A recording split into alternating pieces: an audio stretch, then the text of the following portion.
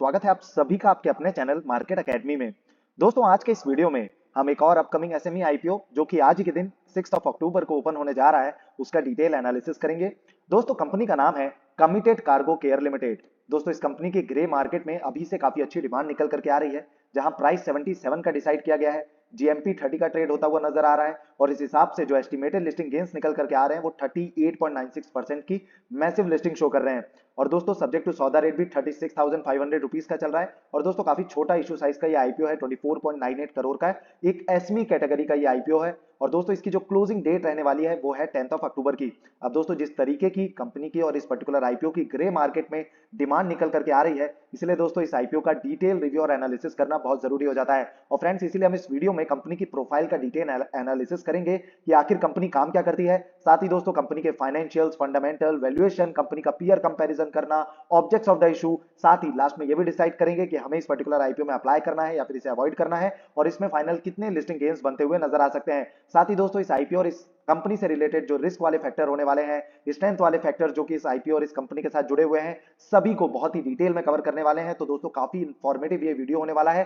साथ ही साथ दोस्तों इस वीडियो के अंत में हम सारे ही आईपीओ का भी करंट जीएमपी भी चेक करेंगे, साथ ही लाइव सब्सक्रिप्शन फिगर चेक करेंगे, क्योंकि दोस्तों प्लाजा वायर जो कि एक मेन लाइन कैटेगरी का आईपीओ था, इसका आज लास्ट डे था सब्सक्रिप्शन के लिए, बिडिंग के लिए, तो इसका फाइनल सब्सक्रिप्शन स्टेटस भी चेकआउट करेंगे। और दोस्तों गोयल सॉल्ट जो कि एक एसमी कैटेगरी का आईपीओ था, इसका अलॉटमेंट स्टेटस आउट हो चुका है, तो उसे हमें किस तरीके से चेक करना है वो भी जानेंगे। तो दोस्तों काफी एक फुल पैक आप कह सकते हैं इंफॉर्मेटिव ये वीडियो रहने वाला है, तो इसे लास्ट तक जरूर देखें। थोड़ा सा लेंथी वीडियो होगा क्योंकि हम बहुत ही डिटेल में थॉरली इसका जो कंपनी है उसका रिव्यू और एनालिसिस करेंगे। तो दोस्तों आप चैनल को जरूर सब्सक्राइब भी कर लें, बेल आइकन को क्लिक करके ऑल के नोटिफिकेशन को जरूर टैप कर लें, ताकि आगे भी जो आईपीओ आने वाले हैं और स्टॉक मार्केट रिलेटेड जो न्यूज और इवेंट्स हैं उन्हें अगर आप समय से पाना चाहते हैं तो प्लीज बेल आइकन को क्लिक करके ऑल के नोटिफिकेशन को टैप कर लें। और दोस्तों वीडियो को लाइक जरूर करें, हम आप तक सारी ही जानकारी समय से प्रोवाइड कराते हैं, तो दोस्तों एक लाइक जरूर बनता है। चलिए दोस्तों बिना देरी के अब इस वीडियो को स्टार्ट करते हैं और सबसे पहले समझते हैं कंपनी की प्रोफाइल को कि आखिर ये कंपनी काम क्या करती है।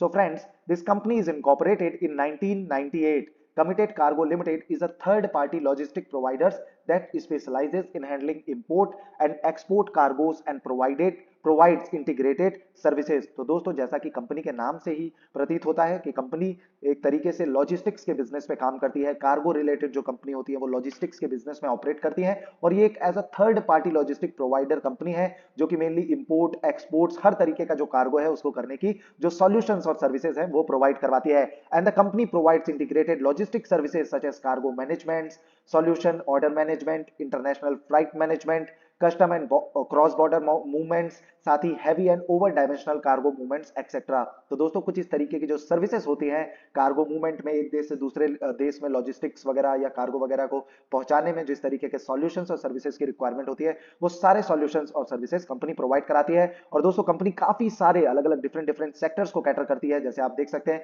कि चाहे प्रोडक्ट किसी भी सेक्टर का हो, किसी भी कंपनी का हो, उसे एक जगह से दूसरी जगह ले जाया जाता है तो लॉजिस्टिक्स की जरूरत पड़ती है, और एक देश से दूसरे देश ले जाना है, नई जगह लेकर के जाना है तो उसके लिए कार्गो मूवमेंट्स की जरूरत पड़ती है, और वही सॉल्यूशन और सर्विसेज कंपनी प्रोवाइड कराती है डिफरेंट सेक्टर्स को।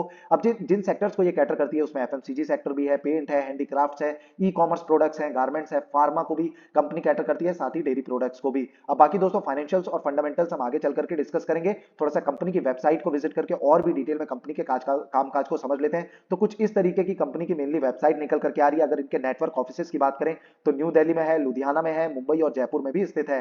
वहीं दोस्तों स्पेशल सर्विसेज जो कंपनी प्रोवाइड कराती है इसमें आप देख सकते हैं एवीआई लाइव एनिमल्स, HUM जिसमें है human remains relocations, dangerous goods वगैरह को ट्रांसफर करना, pharmaceuticals, life science, critical logistics, diplomatic relocations, ATA, carnet, exhibition cargoes, automotives, consumer goods, engineering and manufacturing goods, retail, e com, reverse logistics. तो आप देख सकते हैं कितने डिफरेंट सेक्टर्स को कंपनी कैटर करती है। ये काफी पॉजिटिव पॉइंट निकल करके आ रहा है। और मेनली जिस तरीके की सर्विसेज और सॉल्यूशंस प्रोवाइड कराती है उसमें है custom brokerage, air freight, express freight, sea freight, document processing, multi modal facility, 4PL, supply chain management, packaging and warehousing की फैसिलिटी भी कंपनी प्रोवाइड कराती है।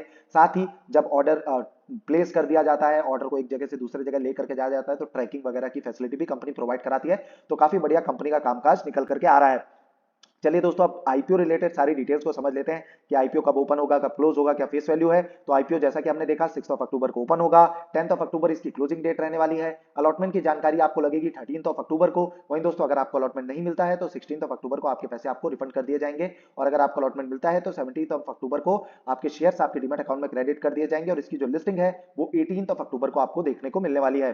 वहीं फेस वैल्यू की बात करें तो 10 रुपए पर शेयर की फेस वैल्यू डिसाइड की गई है। प्राइस की बात करें 77 पर शेयर का प्राइस डिसाइड किया गया है। लॉट साइज की बात करें 1600 शेयर्स का एक लॉट रहने वाला है। अब दोस्तों क्योंकि एक एसमी कैटेगरी का आईपीओ है और एसमी आईपीओ में जो लॉट साइज है वो काफी इंपॉर्टेंट रोल प्ले करता है, क्योंकि दोस्तों होता क्या है कि एसमी आईपीओ लॉट में ही ट्रेड होते हैं। इसमें ऐसा नहीं होता कि आप 100 या 200 शेयर्स को बाय या फिर सेल कर लें, या फिर एक या दो शेयर को बाय या फिर सेल कर लें। इसकी जो ट्रेडिंग है वो शेयर्स में नहीं होती है। ऐसा भी नहीं है कि आपकी लिस्टिंग के बाद इसके शेयर्स आप बाय कर लेंगे, एक पूरा लॉट बाय करना होगा। 1600 शेयर का एक लॉट है तो एक लॉट को ही बाय करना होगा, या फिर आपको अलॉटमेंट होता है तो एक लॉट को ही सेल करना होगा। अब दोस्तों इस वजह से क्या हो जाता है, क्योंकि लॉट में ट्रेडिंग होती है, अमाउंट लगता है 1 लाख से ज्यादा का, तो इसलिए कई बार इसमें बायर नहीं मिलते, लिस्टिंग के बाद इसमें बायर्स नहीं मिल पाते, तो वोलेटिलिटी काफी हाई होती है, लिक्विडिटी का काफी ज्यादा जो इशू है उसका सामना करना पड़ता है, सेल करने में इशू होता है एसमी आईपीओज में। और इस समय एसमी आईपीओज में कुछ ऐसे एसमी आईपीओज ऐसे भी हुए हैं जो थोड़ा नेगेटिवली भी लिस्ट हुए हैं, और थोड़ा सा रिस्क वाले फैक्टर्स एसमी आईपीओज के साथ तब से जुड़ गए हैं जब से थोड़ी सी कमेंट्रीज और अनाउंसमेंट सेबी की तरफ से आई है रेगुलेशन रिलेटेड, जो कि एसमी आईपीओज में आगे चल करके आने वाले हैं। इसीलिए दोस्तों एसमी आईपीओ को डिटेल में समझना बहुत जरूरी है, वो कि वो किस तरीके से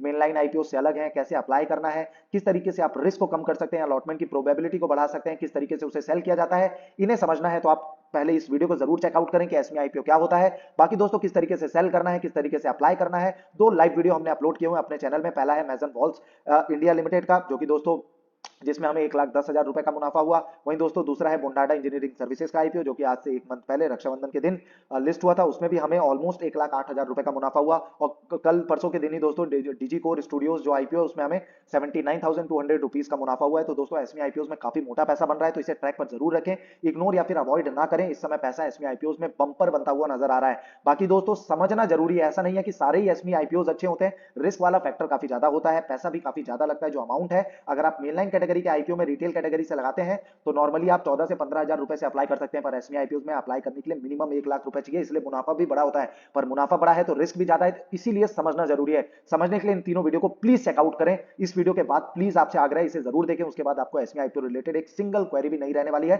डिस्क्रिप्शन बॉक्स में मैं सारी लिंक्स डाल दूंगा इन तीनों वीडियो से रिलेटेड, प्लीज चेकआउट जरूर करें। चलिए दोस्तों आगे बाकी डिटेल्स को डिस्कस कर लेते हैं आईपीओ रिलेटेड। तो टोटल इशू साइज की अगर हम बात करें तो 24.98 करोड़ का इशू साइज रहने वाला है, जो कि पूरा का पूरा फ्रेश इशू है, इसमें ऑफर फॉर सेल कुछ नहीं है। ये भी काफी पॉजिटिव पॉइंट है। इशू टाइप की बात करें फिक्स्ड प्राइस इशू आईपीओ रहने वाला है, इसमें कोई प्राइस बैंड नहीं है।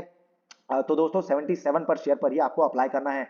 वहीं दोस्तों प्रमोटर होल्डिंग की हम बात करें तो प्रमोटर होल्डिंग जो प्री इशू है उसमें 98% की थी और पोस्ट इशू में घट करके 68.63% की रहने वाली है। और जैसा कि मैंने दोस्तों आपको बताया था कि रिटेल कैटेगरी से अगर आप अप्लाई करते हैं तो 1 लाख से ज्यादा का अमाउंट लगता है एसमी आईपीओ में। अब ये क्यों होता है, क्योंकि इसमें लॉट में ट्रेडिंग होती है और एक लॉट में 1600 शेयर है। अब 1600 शेयर्स को अगर आपको अप्लाई करना है इनके लिए तो आपको जो रिटेल कैटेगरी से अमाउंट लगेगा वो है 1,23,200 रुपीज का। वहीं दोस्तों अगर आप 2 लॉट के लिए अप्लाई करते हैं तो शेयर्स हो जाएंगे 3200, अमाउंट हो जाएगा 2,46,400 रुपीज का। और क्योंकि दोस्तों मिनिमम जो मैक्सिमम लिमिट है रिटेल कैटेगरी में वो 2 लाख रुपए की है, और क्योंकि वो 2 लाख रुपीस की जो लिमिट है वो एक्सीड हो जाती है अगर आप 2 लॉट के लिए अप्लाई करते हैं तो आप आ जाएंगे एचएनआई कैटेगरी में। अब दोस्तों इससे रिलेटेड भी काफी ज्यादा डाउट्स आते हैं कि किस तरीके से अलॉटमेंट का प्रोबेबिलिटी है उसको बढ़ाया जाए, किस कैटेगरी से अप्लाई करना सही है। तो दोस्तों अगर आपके पास बहुत ज्यादा पैसा है तो आप प्रोपोर्शनेट बेसिस के हिसाब से एचएनआई कैटेगरी में अप्लाई कर सकते हैं, पर अगर आपके पास 1-2 लाख रुपए ही है तो दोस्तों उस सबसे अच्छा है रिटेल कैटेगरी से अप्लाई करें, इसमें अलॉटमेंट के चांसेस भी सबसे ज्यादा होते हैं। एक तरीके से आप अगर लकी रहते हैं, लकी ड्रॉ के हिसाब से ही इसका अलॉटमेंट का जो प्रोसीजर है वो काम करता है। बाकी दोस्तों रिटेल कैटेगरी में 50% के जो शेयर्स हैं वो अलॉट किए जाएंगे, रिजर्व किए गए हैं। बाकी बचा हुआ जो 50% का कोटा है वो एचएनआई कैटेगरी के लिए रिजर्व किया गया है इस पर्टिकुलर आईपीओ में। अब दोस्तों सबसे जरूरी डेटा को चेकआउट कर लेते हैं, वो है कंपनी के फाइनेंशियल्स। तो कंपनी के फाइनेंशियल्स दोस्तों साल 2020 का फिगर ये है और 23 का इधर है, तो थोड़ा सा उल्टे डायरेक्शन में है। एसेट्स की बात करें, एसेट्स आप देखेंगे कि लगातार बढ़ते हुए नजर आ रहे हैं कंपनी के, जो कि काफी पॉजिटिव पॉइंट है। वहीं अगर हम रिवेन्यू की बात करें तो रिवेन्यू में थोड़ा सा फॉल आपको साल 2022 में जरूर देखने को मिला है, पर फिर भी कंपनी काफी अच्छा रिवेन्यू जनरेट कर पा रही है। वहीं दोस्तों प्रॉफिट आफ्टर टैक्स की बात करें 151 लाख से बढ़ करके अभी साल 2023 में 533 लैक्स का हो गया है और साथ ही कंसेक्यूटिव ग्रोथ हर एक साल आपको प्रॉफिट्स में देखने को मिल रही है, जो कि काफी पॉजिटिव पॉइंट है। नेटवर्थ भी कंपनी का लगातार बढ़ता हुआ नजर आया है, रिजर्व एंड सरप्लस कंपनी ने लगातार बढ़ाया है। वहीं दोस्तों कंपनी ने अपनी जो बोरोइंग है उनको बीच में कम किया था, थोड़ा सा डेट को बढ़ाया है, पर फिर भी दोस्तों एसेट्स, रेवेन्यू और इक्विटी के हिसाब से अगर देखा जाए तो कंपनी के ऊपर डेट जो है वो बहुत ही कम है, तो मिनिमल डेट है, जो कि काफी पॉजिटिव पॉइंट है और काफी अच्छे फंडामेंटल्स कंपनी के निकल करके आ रहे हैं। पोस्ट पी की अगर बात करें तो किस पी पर, किस वैल्यूएशन पे कंपनी अपने आईपीओ को लेकर के आई है, तो वो 12.84 का निकल करके आ रहा है। चलिए अब इसी के हिसाब से इसका पीयर कंपैरिजन भी कर लेते हैं। तो इसी सेक्टर को बिलोंग करने वाली जो बाकी कंपनीज हैं, जैसे जेट फ्राइट लॉजिस्टिक है, टोटल ट्रांसपोर्ट है या टाइगर लॉजिस्टिक्स है, इनका जो पी रेशियो आप देख सकते हैं 980 का है या 16 का है और 18 का है। उस हिसाब से 10 या फिर 12 के पी रेशियो पे जिसपे कंपनी अपने आईपीओ को लेकर के आई है, वो काफी रीजनेबल निकल करके आ रहा है। मतलब काफी अच्छे लिस्टिंग गेन्स के लिए स्लॉट कंपनी ने खुद भी छोड़े हैं। और मार्केट कैप की बात करें तो 83.23 करोड़ का आप कह सकते हैं कि मार्केट कैप कंपनी होल्ड करती है। आरओई रिटर्न ऑन इक्विटी 18.48% का है। आरओसी कंपनी ऑफर करती है 24.06% का। अर्निंग पर शेयर 7.04 का है। रिटर्न ऑन नेटवर्थ 18.48% का निकल करके आ रहा है। ऑब्जेक्ट्स ऑफ द इशू की अगर हम बात करें तो पहला पॉइंट जो कंपनी ने दिया है वो है मीटिंग वर्किंग कैपिटल रिक्वायरमेंट्स और सेकंड पॉइंट है दोस्तों जनरल कॉर्पोरेट पर्पसेस। तो दोस्तों हमने इसका पीयर कंपैरिजन भी किया, वैल्यूएशन की जानकारी भी ली, पर सबसे जरूरी एक और डेटा होता है जो हमेशा ही हमें चेक करना चाहिए कि कंपनी के साथ कौन से स्ट्रेंथ वाले फैक्टर्स हैं और कौन से ऐसे रिस्क वाले फैक्टर हैं। तो कंपनी के ऊपर बहुत ज्यादा डेट वगैरह नहीं है, फाइनेंशियल्स काफी अच्छे हैं, फंडामेंटल्स अच्छे हैं, काफी अच्छे बिजनेस मॉडल पे ऑपरेट करती है, पर एज अ थर्ड पार्टी करती है, डायरेक्टली डीलिंग नहीं करती या डायरेक्टली लॉजिस्टिक सर्विसेज प्रोवाइड नहीं करवाती। एक सॉल्यूशंस और सर्विस रिलेटेड कंपनी है, प्लेटफॉर्म रिलेटेड कंपनी है, तो ये थोड़ा सा कंसर्न वाला फैक्टर है। बाकी कंपनी के साथ कौन से रिस्क जुड़े हुए हैं इन्हें समझना बहुत जरूरी है। अब इसमें देख सकते हैं कि दोस्तों डीआरएचपी में जो कंपनी ने पॉइंट्स दिए हैं, सेबी को मतलब सेबी को क्या आप कह सकते हैं कि आईपीओ लाने के लिए रजिस्ट्रार को अगर कोई एसमी आईपीओ अपने आईपीओ को लेकर के आ रहा है, पब्लिक होना चाह रहा है, तो इसमें सेबी के परमिशन की जरूरत नहीं पड़ी, डायरेक्ट एक्सचेंज के थ्रू आईपीओ लेकर के आते हैं और इसी के अंतर्गत काफी सारे रेगुलेशंस अभी न्यू एसमी आईपीओ में आने वाले हैं। इसीलिए आंख मूंद करके हर एक एसमी आईपीओ में पैसा ना लगाएं। अभी कुंदन एडिफस का एक आईपीओ आया था जो कि नेगेटिवली भी लिस्ट हुआ था, जिसका जीएमपी 40% की लिस्टिंग शो कर रहा था। इसीलिए हमेशा ही सारे डेटा को चेक करें, रिस्क और स्ट्रेंथ को चेक करें। अगर अच्छा सब्सक्रिप्शन निकल करके आ रहा है, जीएमपी भी अच्छा है, फंडामेंटल फाइनेंशियल स्ट्रांग है, अच्छे एंकर इन्वेस्टर्स की बुकलिस्ट है, वो सारे जो पैरामीटर्स हैं उस पे कंपनी आपके मतलब थम्स अप आपको मिलता है, साथ ही खुद का कन्विक्शन भी मिलता है और अपने फाइनेंशियल एडवाइजर की सलाह लेने के बाद ही किसी आईपीओ में अप्लाई करें या फिर किसी कंपनी में लॉन्ग टर्म के लिए इन्वेस्ट करें। बाकी दोस्तों हमेशा हमारी राय ये होती है किसी भी एसमी आईपीओ में कि प्लीज आप लॉन्ग टर्म के लिए अप्लाई ना करें, क्योंकि रिस्क बहुत ज्यादा होता है और इस तरीके के जो आईपीओ होते हैं, क्योंकि छोटा इशू साइज होता है, छोटे मार्केट कैप की कंपनी होती है, तो मैनिपुलेट करना काफी ज्यादा आसान है। हो सकता है कि उसमें 1000% के लिस्टिंग गेन्स नहीं, लॉन्ग टर्म में गेन्स आपको कई आईपीओ में नजर आ रहे हो, पर जब उसमें से 20% का भी आपका कैपिटल जाता है तो आप शायद उसको झेल ना पाए, क्योंकि बहुत छोटी कंपनी है, बहुत ज्यादा डेटा आप तक आउट नहीं हो पाता। बहुत सारी ऐसी चीजें हैं जिसको मैनिपुलेट करना काफी ज्यादा आसान होता है, तो थोड़े और रेगुलेशंस आ जाने दीजिए, सेबी की तरफ से जो सारी कमेंट्रीज हैं, सारी अनाउंसमेंट क्लियर हो जाने दीजिए, उसके बाद एसमी आईपीओस भी बहुत कम रिस्क वाले हो जाएंगे, तो और अच्छे से उसमें आपको मतलब आप कह सकते हैं कि इनिशिएट कर सकते हैं। बाकी दोस्तों इस पर्टिकुलर कंपनी की अगर रिस्क वाले फैक्टर्स की हम बात करें, our company, its promoters and its directors are involved in litigations proceeding that may have material adverse outcome. तो दोस्तों देख सकते हैं कि किस तरीके के लिटिगेशंस रिलेटेड आप क्रिमिनल प्रोसीडिंग्स वगैरह भी कंपनी पे चल रही हैं, टोटल 4, जिसमें 79 लाख का जो अमाउंट है वो भी क्लेम किया हुआ है। इस तरीके के काफी ज्यादा केसेस वगैरह कंपनी पे चल रही हैं। इसीलिए दोस्तों मैं कहता हूं छोटी कंपनी है, केसेस वगैरह चल रहे होते हैं, ज्यादा डेटा कोई चेक नहीं करता, जीएमपी के आधार पर आप अप्लाई करते हैं, तो कभी भी दोस्तों ऐसा ना करें कि सिर्फ जीएमपी देख करके आप अप्लाई कर दें और उसके बाद उसमें आपको कैपिटल लॉस हो जाए। इसीलिए लॉन्ग टर्म के लिए कभी भी होल्ड ना करें एसमी आईपीओ को, और कई बार लगातार लोअर सर्किट भी लगने लगता है तो आप वैसे भी सेल नहीं कर पाते, फिर उससे रिलेटेड काफी सारे डाउट जो है हमारे सब्सक्राइबर जो हैं वो पूछते रहते हैं कमेंट्स में। इसीलिए मैं सारी चीजें बहुत ही थॉरोली और बहुत ही डिटेल में अपने चैनल के माध्यम से कवर करने की कोशिश करता हूं। वही दोस्तों जो दूसरा पॉइंट है, our company required certain statutory and regulatory approvals for conducting our business and our failures to obtain, retain और renew them in time manner और एट ऑल में adverse affect our operations. Third point है, we may be unable to sufficient obtain, maintain, protect और enforce our intellectual property and other proprietary rights। And fourth point निकल करके आ रहा है कि company के पास जो टॉप 10 कस्टमर्स हैं उनसे कंपनी का जो रेवेन्यू है वो ऑलमोस्ट 50% तक का आता है, तो काफी कम एक कह सकते हैं कि कस्टमर्स के थ्रू मेनली 50% आ रहा है। तो ये भी एक कंसर्न वाला फैक्टर है कि उनमें से अगर कोई कस्टमर के साथ डील जो है वो अगर ब्रोक होती है, आगे चल करके नहीं रहती है, तो बहुत ज्यादा अफेक्ट उसका आपके फाइनेंशियल्स में देखने को मिलेगा। और ये जो बिजनेस जिसमें कंपनी ऑपरेट करती है उसमें काफी ज्यादा कंपटीशन डोमेस्टिक व इंटरनेशनल मार्केट में कंपनी को फेस करना पड़ता है, क्योंकि दोस्तों काफी कॉम्पिटेटिव बिजनेस ये अपने आप में है। चलिए दोस्तों अब कंपनी के जीएमपी की बात कर लेते हैं आईपीओ की। तो 38.96% का जीएमपी चल रहा है। जीएमपी काफी बढ़िया है, फंडामेंटल्स काफी बढ़िया है। अब हमें क्या चेक करना है, सब्सक्रिप्शन फिगर की। अगर सब्सक्रिप्शन बढ़िया निकल करके आता है, 100 टाइम से ज्यादा का निकल करके आता है, तो जरूर इसमें पैसा बनता हुआ नजर आएगा। पर फाइनल डिसीजन ले 10 अक्टूबर को। कभी भी अगर आप पहले दिन अप्लाई करें या लास्ट दिन अप्लाई करें, प्रोबेबिलिटी आपके जो अलॉटमेंट की है वो बिल्कुल भी चेंज नहीं हो रही। 1 बजे से पहले अगर सब्सक्रिप्शन अच्छा आ रहा है तो जरूर अप्लाई कर सकते हैं। पर फिर भी जब भी किसी आईपीओ में अप्लाई करें, खुद की ओन रिसर्च भी करें और अपने फाइनेंशियल एडवाइजर की सलाह लेना बिल्कुल भी ना भूलें। चलिए दोस्तों जल्दी जल्दी करके अब सारे जो आईपीओ हैं उनके करंट जीएमपी को चेक कर लेते हैं। विष्णु सूर्या की बात करें, 44% का जीएमपी चल रहा था, अभी 14.71% पर आ गया है, क्योंकि सब्सक्रिप्शन अच्छा निकल करके नहीं आया। वहीं दोस्तों मेन लाइन कैटेगरी का एक धमाकेदार आईपीओ था, इस पे लगातार हमने रिव्यू भी दिया और आपको एप्लीकेशन लगाने के लिए भी कहा। 160 टाइम सब्सक्रिप्शन देखने को मिला, मैसिव सब्सक्रिप्शन, काफी बड़ा इशू साइज का ये आईपीओ था एसमी कंपैरिजन में, क्योंकि मेन लाइन कैटेगरी का आईपीओ था। 42.59% का एस्टिमेटेड लिस्टिंग है, हो सकता है इससे भी ज्यादा अच्छी लिस्टिंग इसमें होती हुई नजर आए। करने का इंडस्ट्री में कोई भी डिमांड नजर नहीं आ रही है। आईपीओ आज के दिन क्लोज हो चुका है।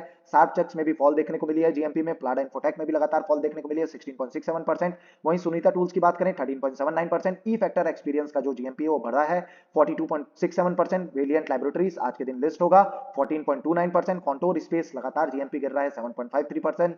विन्यास इनोवेटिव की बात करें तो इसमें थोड़ा सा बढ़ाव देखने को मिला है, बढ़ोतरी देखने को मिली है 40.61% की। वन क्लिक लॉजिस्टिक कंसिस्टेंट 45.45% का। साथ ही दोस्तों गोयल सॉल्ट की अगर हम बात करें 65.79% के एस्टिमेटेड लिस्टिंग गेन्स निकल करके आ रहे हैं। और अगर आपको इसका अलॉटमेंट स्टेटस चेकआउट करना है तो इसका जो ऑफिशियल रजिस्ट्रार है वो है big share services private limited. तो इसका जो ऑफिशियल रजिस्ट्रार है उसकी साइट पर जाकर के अगर आप क्लिक करते हैं तो उसमें से आप कोई भी लिंक को अगर क्लिक करेंगे दोस्तों, उसके थ्रू आप जो अपने अलॉटमेंट के स्टेटस है उसको एप्लीकेशन नंबर डाल करके या फिर पैन कार्ड नंबर डाल करके आप चेकआउट कर सकते हैं। इसमें आपको आईपीओ अलॉटमेंट स्टेटस को क्लिक करना है और उसके बाद आप अपने अलॉटमेंट स्टेटस को चेकआउट कर सकते हैं। वहीं दोस्तों सब्सक्रिप्शन फिगर की हम बात करें तो सबसे अच्छा सब्सक्रिप्शन जैसा कि हमने कहा कि प्लाजा वायर जो है उसमें काफी मैसिव सब्सक्रिप्शन देखने को मिला है 160.97 टाइम्स का। शार्प चेक्स में सिर्फ 54 टाइम्स का देखने को मिला, नहीं तो आमतौर पर देखा जाता है कि एसमी आईपीओ में काफी अच्छा सब्सक्रिप्शन होता है। वहीं दोस्तों गोयल सॉल्ट, इसलिए मैं बेहतरीन आईपीओ बोल रहा हूं क्योंकि फंडामेंटल वगैरह जैसे भी थे, एसमी कैटेगरी का आईपीओ था, 294 टाइम ये ओवर सब्सक्राइब हुआ था, तो काफी बढ़िया ये आईपीओ था। तो दोस्तों जिस तरीके का सब्सक्रिप्शन इसमें देखने को मिला है तो काफी अच्छे लिस्टिंग गेन्स इसमें जरूर बनते हुए आपको नजर आएंगे। वहीं दोस्तों जो दूसरे बाकी आईपीओस हैं उसमें क्यों जीएमपी में आपको बढ़ोतरी देखने को मिल रही है, जैसे ई फैक्टर में, क्योंकि ये 73 टाइम सब्सक्राइब हुआ है। इसीलिए दोस्तों मैं हमेशा कहता हूं कि सब्सक्रिप्शन फिगर को भी जरूर चेकआउट करें, पहले ही दिन जीएमपी देख करके किसी भी आईपीओ में अप्लाई ना करें, क्योंकि अगर आपका पैसा सेफ रहेगा, भले ही हो सकता है कि कोई अच्छा आईपीओ इस तरीके से आपसे मिस हो जाए, लेकिन कम से कम जो आपका पैसा है वो सेफ रहेगा। और अगर आपके पास पैसा है तो जरूर आप डिफरेंट आईपीओस में लगा सकते हैं, सही कंपनीज में भी इन्वेस्ट करके लॉन्ग टर्म वेल्थ क्रिएट कर सकते हैं। बाकी दोस्तों अगर ये वीडियो आपको इन्फॉर्मेटिव लगा हो तो प्लीज हमारे चैनल मार्केट एकेडमी को जरूर आप सब्सक्राइब कर लीजिए, बेल आइकन को क्लिक करके ऑल के नोटिफिकेशन को आप जरूर टैप करिएगा। उससे दोस्तों क्या होगा कि हमारे जो बाकी वीडियोस अभी आने वाले हैं उसके नोटिफिकेशन आपको समय से मिलते रहेंगे। साथ ही दोस्तों वीडियो को लाइक जरूर करें, अपने दोस्तों के साथ शेयर जरूर करें। धन्यवाद दोस्तों, जय तू भारतम।